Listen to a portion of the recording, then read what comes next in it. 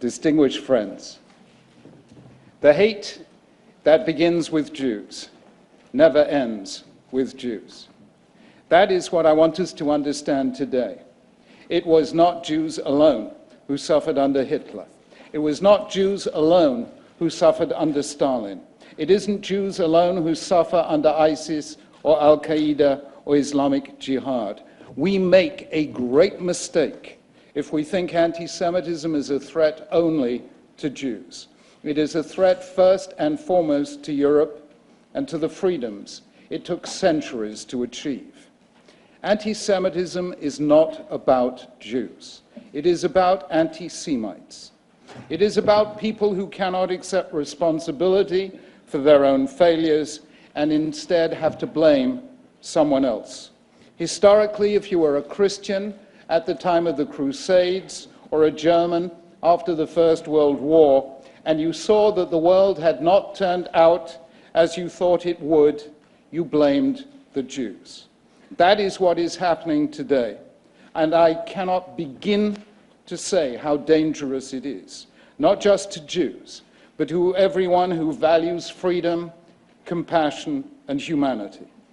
The appearance of anti-Semitism in a culture is the first symptom of a disease, the early warning sign of collective breakdown. If Europe allows anti-Semitism to flourish, that will be the beginning of the end of Europe. And what I want to do in these brief remarks is simply to analyze a phenomenon full of vagueness and ambiguity, because we need precision and understanding to know exactly what anti-Semitism is, why it happens, and especially why anti-Semites are convinced that they are not anti-Semitic. First, let me define anti-Semitism. Not liking Jews is not anti-Semitism. We all have people we don't like. That's okay. That's human. It isn't dangerous. Second, criticizing Israel is not anti-Semitism. I was talking to some children in Britain the other day, and they asked me, is criticizing Israel anti-Semitism? I said no, and I explained the difference. I asked them, do you believe you have a right to criticize the British government? They all put their hands up. I said, now, which of you believes that Britain has no right to exist? None of them put their hands up. Now you know the difference, I said, and they all did. Anti-Semitism means denying the right of Jews to exist collectively as Jews with the same rights as everyone else. It takes different forms in different ages. In the Middle Ages, Jews were hated for their religion. In the 19th and early 20th century, they were hated because of their race. Today, they are hated because of their nation state, the State of Israel.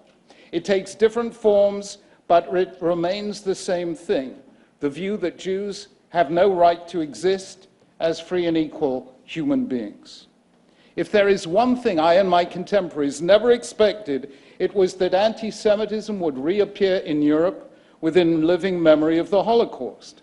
The reason we didn't expect it was that Europe had undertaken the greatest collective effort in all of history to ensure that the virus of anti-Semitism would never again infect the body politic.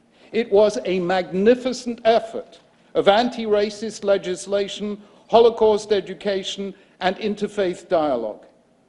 Yet anti-Semitism has returned despite everything. On the 27th of January 2000, representatives of 46 governments from around the world gathered in Stockholm to issue a collective declaration of Holocaust remembrance and the continuing fight against anti-Semitism, racism, and prejudice. Then came 9/11, and within days, conspiracy theories were flooding the internet, claiming it was the work of Israel and its secret service, the Mossad.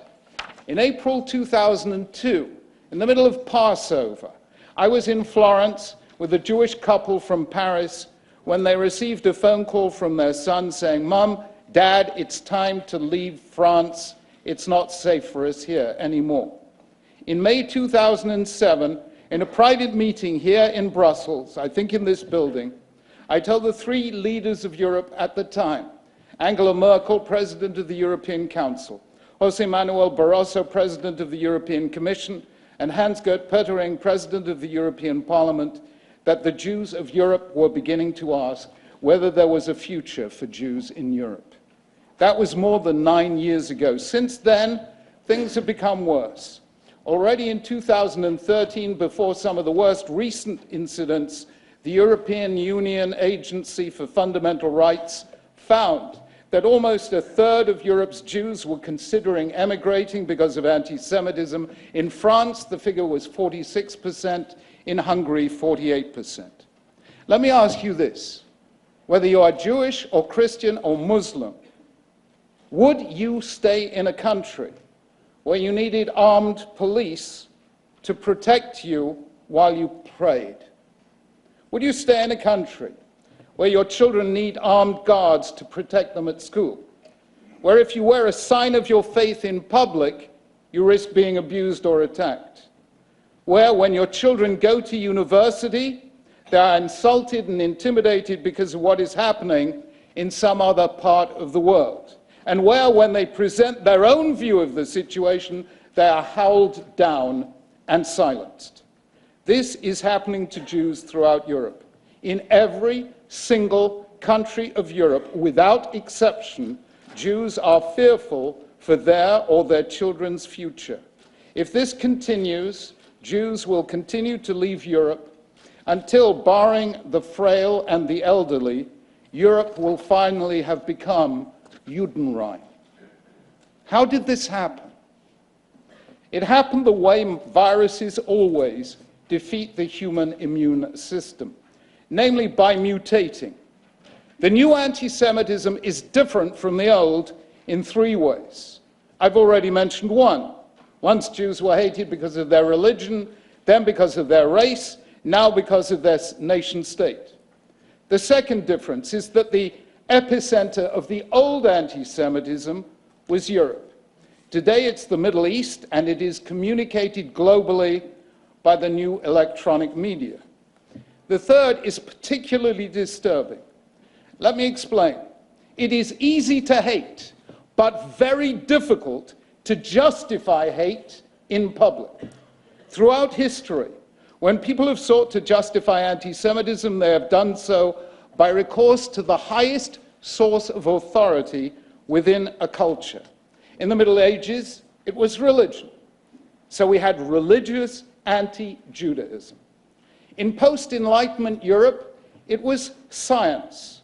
So we had the twin foundations of Nazi ideology, social Darwinism, and the so-called scientific study of race. Today, the highest source of authority worldwide is human rights. That is why Israel, the only fully functioning democracy in the Middle East, with a free press and independent judiciary, is regularly accused of the 5 cardinal sins against human rights: racism, apartheid, crimes against humanity, ethnic cleansing, and attempted genocide. The new anti-Semitism has mutated so that any practitioner of it can deny that he or she is an anti-Semite. After all, they say, I'm not a racist. I have no problem with Jews or Judaism. I only have a problem with the state of Israel. But in a world of 56 Muslim nations and 103 Christian ones, there is only one Jewish state, Israel, which constitutes 1/4 of 1% of the landmass of the Middle East. And yet Israel is the only one of the 193 member states of the United Nations that has its right to exist regularly challenged, with one state, Iran, and many, many other groups committed to its destruction. Anti-Semitism means denying the right of Jews to exist as Jews with the same rights as everyone else. The form this takes today is anti-Zionism. Of course, there is a difference between Zionism and Judaism, and between Jews and Israelis. But this difference does not exist for the anti-Semites themselves. It was Jews, not Israelis, who were murdered in terrorist attacks in Toulouse, Paris, Brussels, and Copenhagen. Anti-Zionism is the anti-Semitism of our time.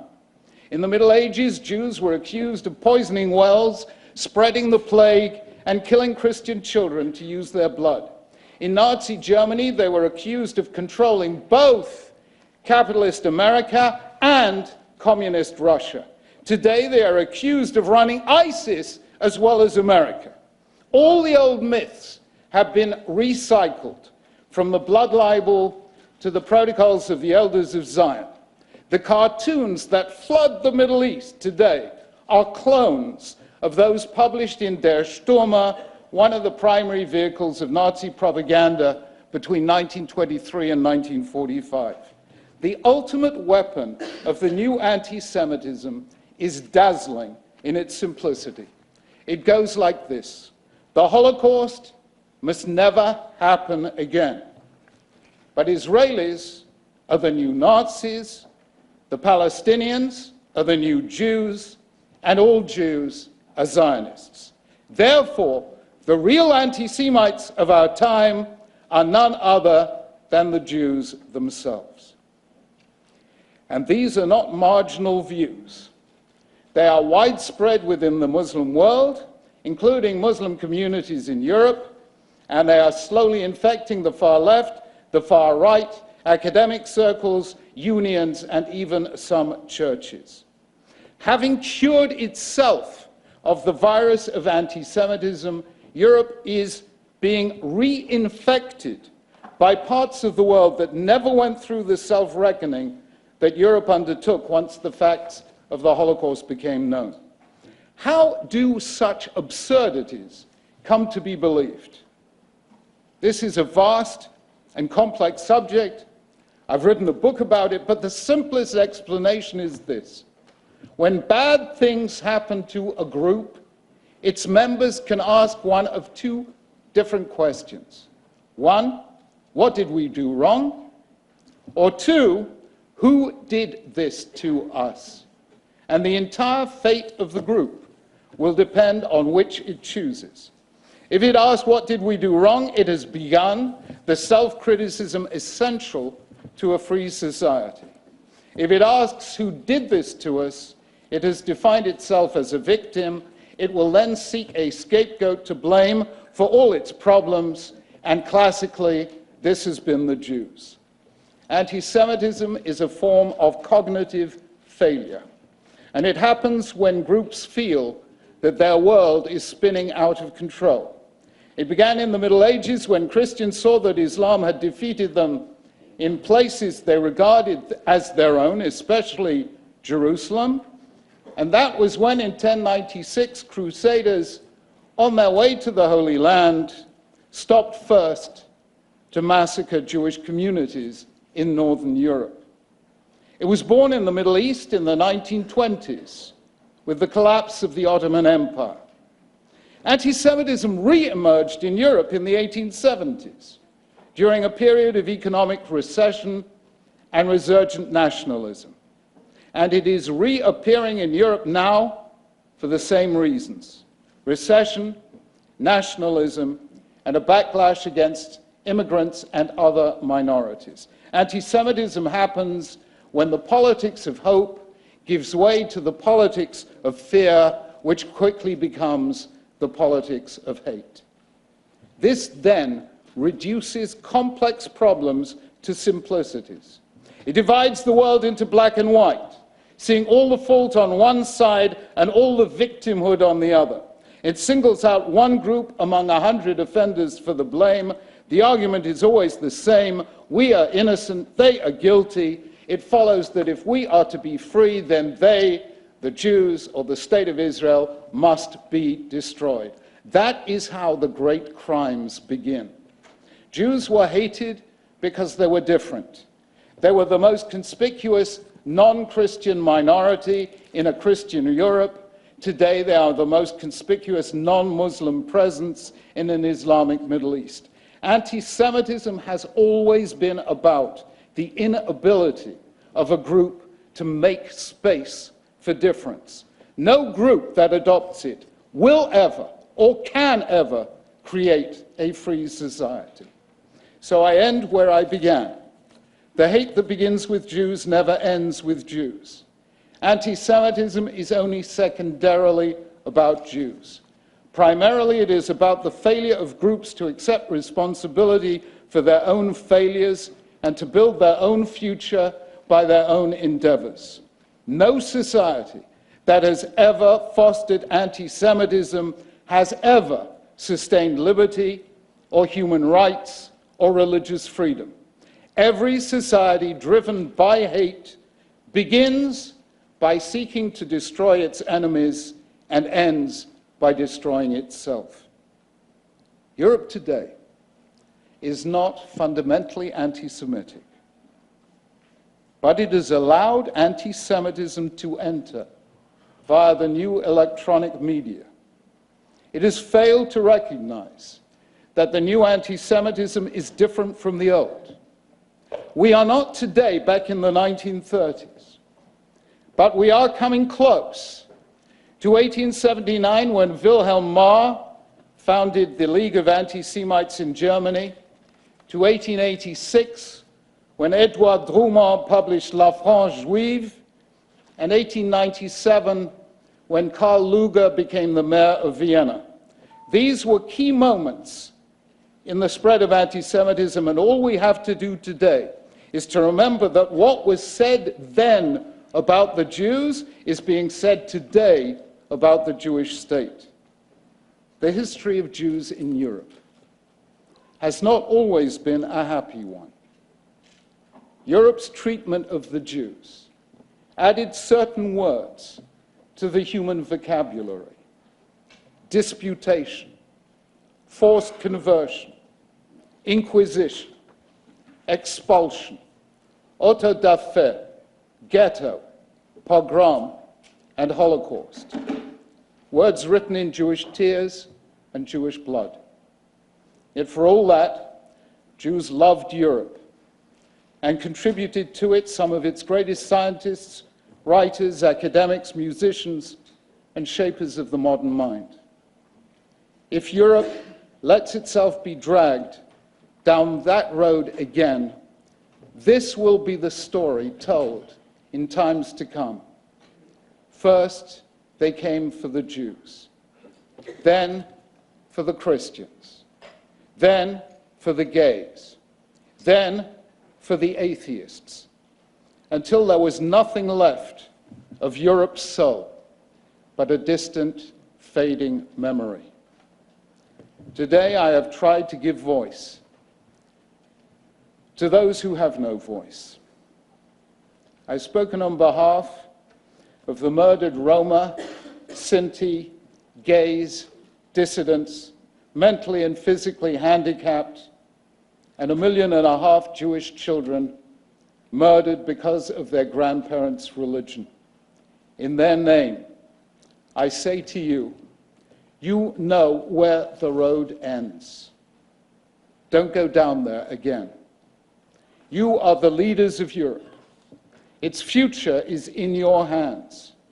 If you do nothing, Jews will leave, European liberty will die, and there will be a moral stain on Europe's name that all eternity will not erase. Stop it now, while there is still time. Thank you.